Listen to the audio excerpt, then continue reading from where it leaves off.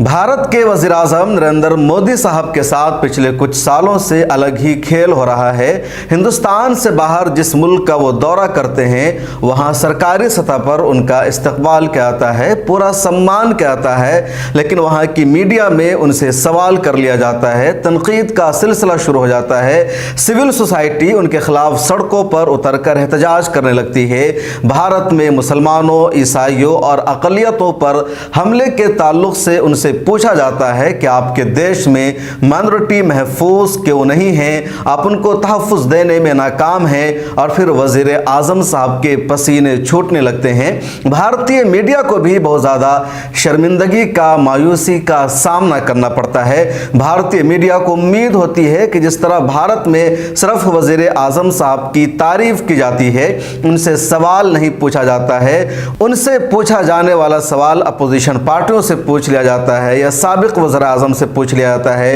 या फिर अंग्रेज़ों को, मुग़लों को ज़िम्मेदार ठहरा जाता है। शायद इंटरनेशनल मीडिया भी ऐसा ही करेगी, अमेरिका और फ्रांस की मीडिया का भी यही लबो लहजा होगा, लेकिन ऐसा नहीं होता है। आपको याद है पिछले दिनों जब वज़ीर आज़म नरेंद्र मोदी साहब गए थे तो वहाँ उनके पसीने छूट गए थे, बहुत ज़्यादा परेशानियों का, दिक्कतों का सामना करना पड़ा था, क्योंकि पूछ लिया गया था कि भारत में माइनॉरिटी महफूज क्यों नहीं है, आपकी सरकार उनको तहफ़्फ़ुज़ देने में नाकाम क्यों है। और अभी ये शर्मिंदगी, अब ये पूरा मामला कम भी नहीं हुआ था, इसको कम करने की, हल्का करने की कोशिश ही की जा रही थी कि वज़ीर आज़म का नया दौरा हुआ है फ्रांस का,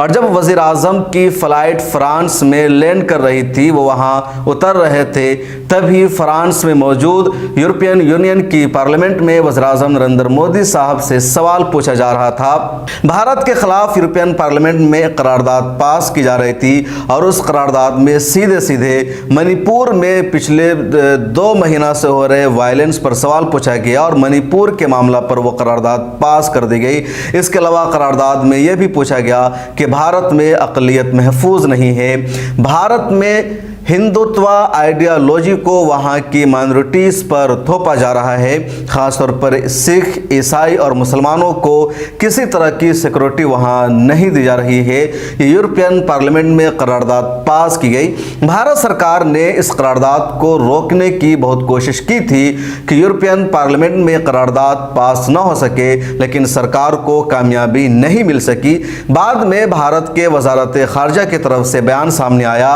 कि यूरोपियन पार्लियामेंट ने भारत के खिलाफ और मणिपुर मामला में जो करारदाद पास की है वो हमारे अंदरूनी मामला में मुदाखलत है, हम इसको रिजेक्ट करते हैं, और किसी भी देश को भारत के अंदरूनी मामला में मुदाखलत करने का कोई इख्तियार और राइट नहीं है। ये हर मामले में एक ऑफिशियल स्टेटमेंट होता है, लेकिन ये सब ऐसे मौका पर हुआ जब भारत के वज़ीर आज़म फ्रांस में पहुंच रहे थे। भारत के वज़ीर आज़म इस वक्त फ्रांस के दौरे पर हैं, वहाँ वो चीफ गेस्ट बनाकर बुलाए गए हैं, लेकिन उनसे सवाल पूछा जा रहा है। और 6 सियासी पार्टियों ने मिलकर के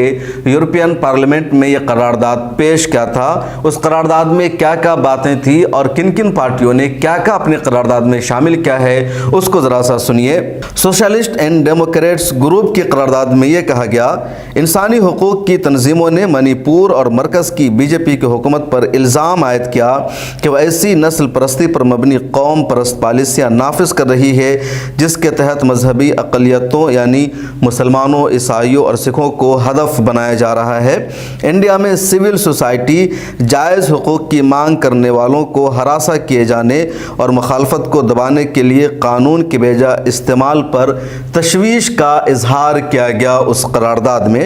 यूरोपियन पीपल्स पार्टी, जो वहाँ की पॉलिटिकल जमात है, उसने अपनी करारदाद में कहा मणिपुर में ईसाइयों पर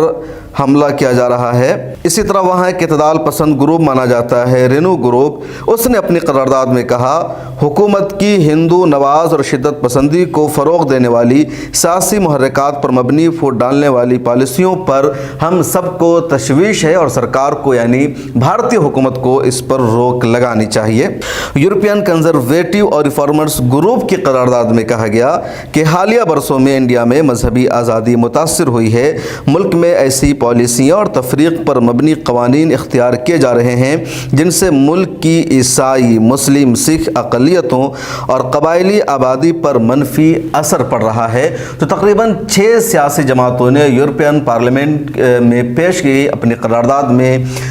ان تشویشات کا اظہار کیا، اور یہ بھارت کے لیے عالمی سطح پر شرمندگی کا ذریعہ بن گیا ہے، اور یہ سب ایسے موقع پر ہوا جب بھارت کے وزیر اعظم فرانس میں موجود تھے۔ اب انٹرنیشنل یا عالمی پالیسیوں کو سمجھیے، اس کی نزاکتوں کو سمجھیے کہ جو یورپ کے ممالک ہیں، امریکی ممالک ہیں، یہ سب دنیا کے اس وقت بڑے ملک مانے جاتے ہیں، پوری دنیا کو ہیومن رائٹس کے نام پر